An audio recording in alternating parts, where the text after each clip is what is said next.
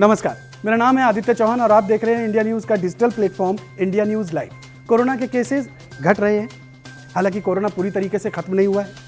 अच्छी बात यह है कि केंद्रीय स्वास्थ्य मंत्री हर्षवर्धन ने ये कहा है कि जनवरी के महीने में यानी नए साल में तीसरे सप्ताह के आसपास कोरोना की वैक्सीन शायद हमारे बीच उपलब्ध हो। ये एक अच्छे संकेत है। इस बीच एक चिंताजनक बात भी सामने आई।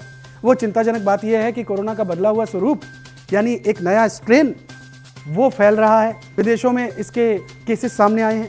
हिंदुस्तान के अंदर भी कोरोना के इस नए स्ट्रेन के 6 केसेस डिटेक्ट हुए हैं। कोरोना से जुड़ी हुई इन तमाम खबरों के बीच एक और चिंताजनक बात सामने आई है।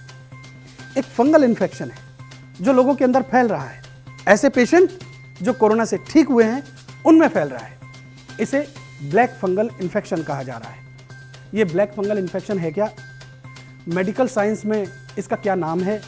इसके सिम्टम्स क्या हैं? ये किस तरीके से हमारे शरीर के ऑर्गन्स को नुकसान पहुंचाता है? इसका इलाज क्या है?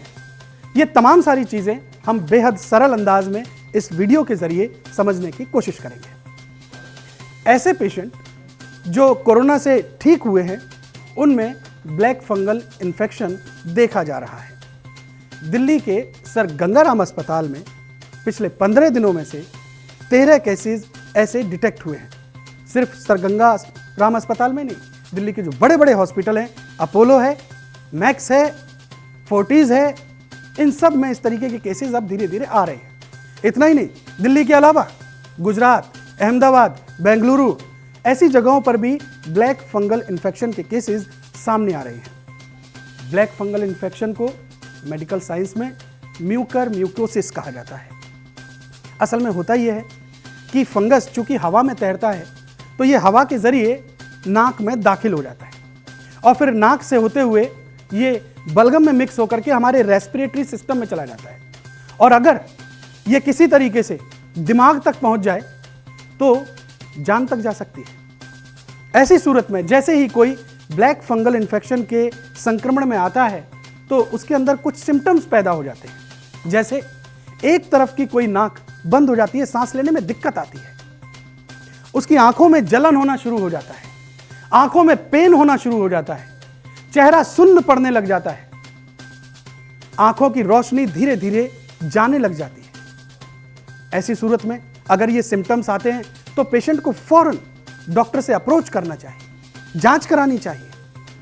ऐसे केसेस उन पेशेंट में ज्यादा आ रहे हैं जो कोरोना से ठीक हुए हैं, जो डायबिटिक हैं, जो कैंसरस हैं, जिन्होंने ऑर्गन ट्रांसप्लांट कराया है या फिर जो स्किन इंजरी हुई है जिन्हें। ऐसे पेशेंट में ब्लैक फंगल इन्फेक्शन ज़्यादा फैल रहा है। होता यह है कि जैसे ही ब्लैक फंगल इन्फेक्शन शरीर में किसी हिस्से में फैलना शुरू होता है तो वहाँ गैंग्रीन जैसी हालत हो जाती है। ऐसी सूरत में डॉक्टर्स के पास कोई और विकल्प नहीं बचता सिवाय इसके कि वो उस हिस्से को शरीर से काट कर अलग कर दे। चूंकि अगर उसको अलग नहीं करेंगे तो फिर वो शरीर के अन्य हिस्सों में भी फैलता हुआ चला जाएगा। यही गैंग्रीन की पहचान है। लिहाजा कई केसेस ऐसे आए हैं जिनमें आंख की रोशनी चली गई है, पेशेंट की डेथ तक हो गई है और जबड़ों और नाक की हड्डी तक को हटाना पड़ सकता है। ये इसके बहुत ही घातक अंजाम है ब्लैक फंगल इन्फेक्शन के। तो अगर आपको ब्लैक फंगल इन्फेक्शन के किसी भी तरीके के कोई लक्षण महसूस होते हैं तो आपको फौरन डॉक्टर से परामर्श करना चाहिए। क्योंकि मेडिकल साइंस में दवाइयां हैं, ट्रीटमेंट है और इससे बचा जा सकता है, लेकिन इसके लिए ज़रूरी है कि आप डॉक्टर्स के पास टाइमली अप्रोच करें। क्योंकि कोरोना पूरी तरीके से खत्म नहीं हुआ है, लिहाजा बेहद ज़रूरी है कि जो बेसिक गाइडलाइंस है, जो बेसिक प्रोटोकॉल है, हम उसको अभी भी फॉलो करें। जो बड़ी बात कही जा रही है कि जब तक दवाई नहीं तब तक ढिलाई नहीं, ऐसी सूरत में सोशल डिस्टेंसिंग, सैनिटाइजेशन, ये सब बहुत ज़रूरी है। मास्क लगाना बिल्कुल ना भूलें। आपको ये जानकारी कैसी लगी इसे लेकर के आप कमेंट कीजिए। आपका एक एक शब्द हमारे लिए दशा और दिशा तय करता है। इस जानकारी को ज़्यादा से ज़्यादा आप शेयर करें और हमारे चैनल इंडिया न्यूज़ लाइव को सब्सक्राइब करें। बहुत शुक्रिया।